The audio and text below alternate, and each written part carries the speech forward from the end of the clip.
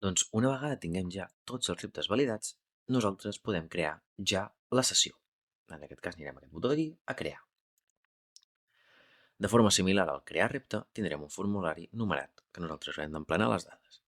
En aquest cas, de contacte, doncs jo soc el PU, el meu correu és aquest telèfon, després posarem les dades del centre, en aquest cas, prova,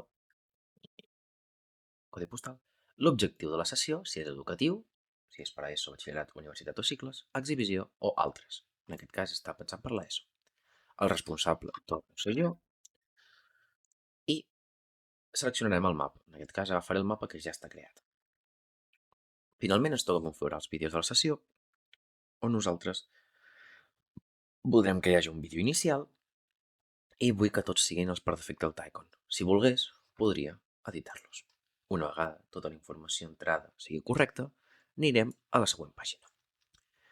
I aquí veurem els reptes que nosaltres podem posar dintre del mapa. Per posar un repte, seleccionarem un repte d'aquí, podrem veure el repte si no sabem de què tracta,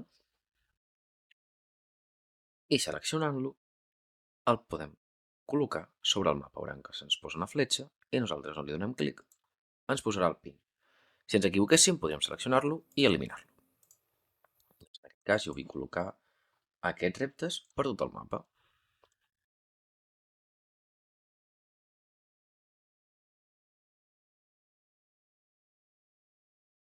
En aquest cas, és obligatori que cada vegada que creem una sessió, nosaltres posem mínim un repte nostre en el sentit d'un repte creat per algú, i un repte final. Que aquí en el repte final serà on introduïm tots els codis, que és el que anem a configurar ara. Posarem un codi de la sessió, en aquest cas ha de ser únic en tota la plataforma. Nosaltres crearem enginyeria. Si ens sortís un codi duplicat, ens avisaria dient-nos aquest codi ja s'ha fet, ja s'ha utilitzat, crea un altre.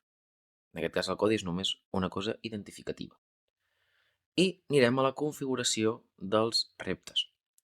En aquest cas ens sortirà un llistat amb tots els reptes, els seus enigmes i els tipus de solució, la puntuació, que explicaré, l'ordre en el que s'han de solucionar, si volen que se solucionin en ordre, i el codi final.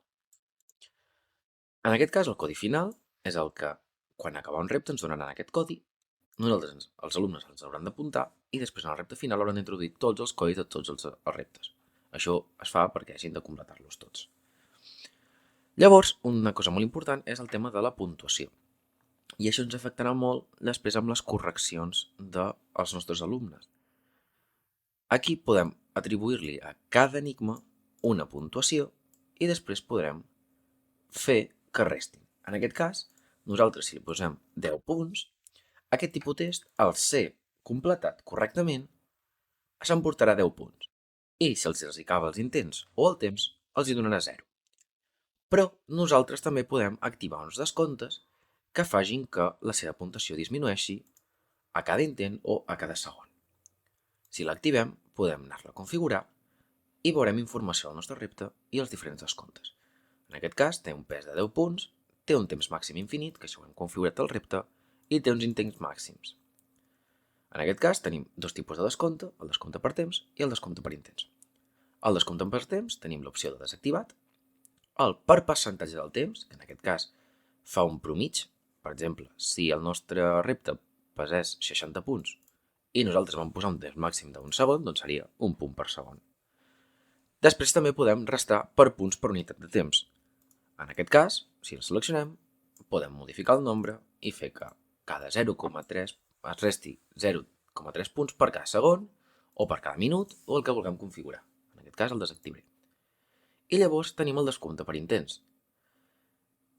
Si nosaltres no volem que el descompti, desactivat, si volem que hi hagi un percentatge per intent, doncs, per exemple, en aquest cas, quan jo falli, es restarà un 20%, en aquest cas el 20% de 10 és 2, per tant es restaran 2 punts.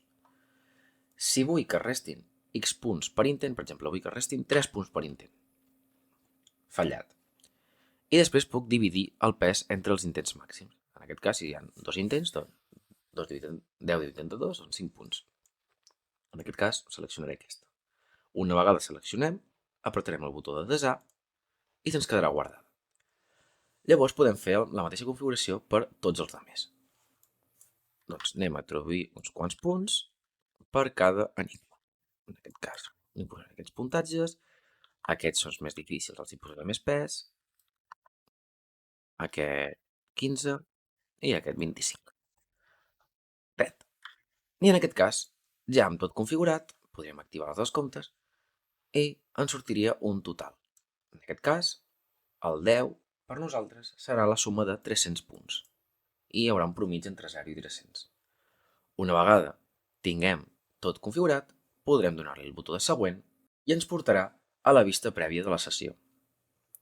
Aquí veurem informació de la nostra sessió, tot el que hem introduït, tot el mapa de reptes, una taula i finalment els vídeos de la sessió. Com no hem seleccionat cap, doncs són els vídeos per defecte.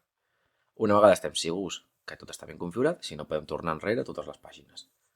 Una vegada li donem a enviar i ja se'ns crearà la nostra sessió.